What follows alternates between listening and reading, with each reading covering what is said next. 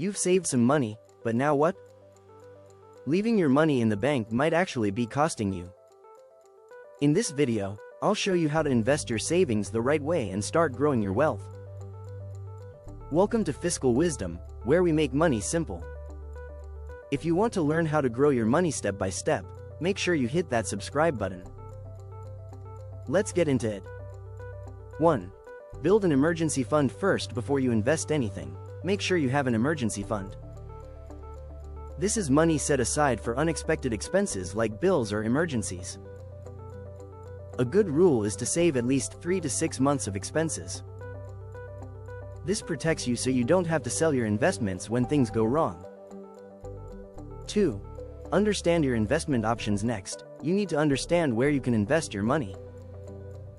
Some common options include stocks, owning a part of a company, bonds, lending money for interest, mutual funds or ETFs. A mix of different investments. If you're a beginner, ETFs are usually a safer and easier place to start. 3. Start small and stay consistent. You don't need a lot of money to start investing. Even small amounts like $10 or $50 regularly can grow over time.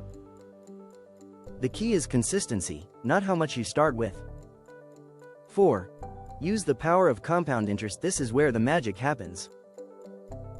Compound interest means your money earns interest, and that interest also earns more interest. Over time, this can turn small investments into large wealth.